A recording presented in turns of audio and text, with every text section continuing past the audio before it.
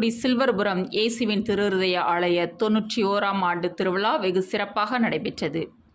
தூத்துக்குடி ரீத்தமால்புரம் பங்கிற்குட்பட்ட சில்வர்புரம் இயேசுவின் திருஹ்ருதய ஆலயத்தின் 91ஆம் ஆண்டு திருவிழா மே 1ஆம் தேதி மாலை 7 மணி அளவில் கொடியேற்றத்துடன் தொடங்கியது.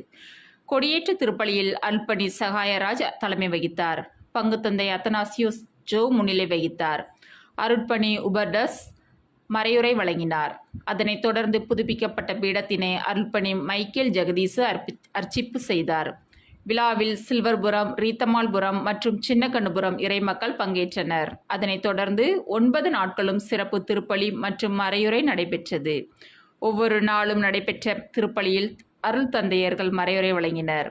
அதில் நற்செய்தி நடுவம் இயக்குனர் ஃபென்சிகர் லூசன், திருஹ்ருதய சகோதரர் ஆல்பர்ட், புனித ஜோசப் பள்ளி முதல்வர் பாக்கிய பவுல், இளையோர் பணியகம் இயக்குனர் சுதர்சன், முத்தையாபுரம் பங்குத்தந்தை வில்லியம், வெள்ளப்பட்டி பங்குத்தந்தை வினித்ராஜ், பணிமய அன்னை பேராலய உதவி பங்குத்தந்தை பிரவீன்ராஜ், புதியம்புத்தூர் பங்குத்தந்தை சந்திஸ்டன், அந்தோனியார்புரம் பங்குத்தந்தை மரியதாஸ் ஆகியோர் திருப்பலி நிறைவேற்றி மறையுரை வழங்கினர். 9ஆம் தேதி இரவு 9 மணி அளவில் திருஹ்ருதய ஆண்டவரின் திருவுருவ பவனி நடைபெற்றது. 10ஆம் தேதி காலை 7 மணி அளவில் திருவிழா ஆடம்பர திருப்பலி நடைபெற்றது. இதில் மறைவட்டக்குரு பேரருட்பணி ஜான் பென்சன் தலைமை வகித்து திருப்பலி நிறைவேற்றினார். திருப்பலியினை பங்கு இறைமக்கள் சிறப்பித்தனர். 11ஆம் தேதி காலை 7 மணி அளவில் நன்றி திருப்பலியும் அதனைத் தொடர்ந்து கொடியிறக்கம் நடைபெற்றது. திருவிழாவினையொட்டி மறைக்கல்வி மாணவர்களின் கலை நிகழ்ச்சி நடைபெற்றது. 11ஆம் தேதி மாலை 7 மணி அளவில் திருவிழா பொது அசன விருந்து நடைபெற்றது.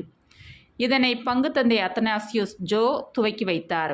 அசன விருந்தில் ஆயிரக்கணக்கான மக்கள் பங்கேற்றனர். விழா ஏற்பாடுகளை இயேசுவின் திருஹ்ருதய ஆலய தலைவர் ஞானசேகர், செயலாளர் தசலிஸ் செல்வன், பொருளாளர் சவரி மிக்கேல், ஒருங்கிணைப்பாளர் செல்வம், துணை செயலாளர் ஏஞ்சல் இருதயராஜ், துணை பொருளாளர் அற்புதராஜ் மற்றும் நிர்வாக குழு உறுப்பினர்கள் இறைமக்கள் செய்திருந்தனர்.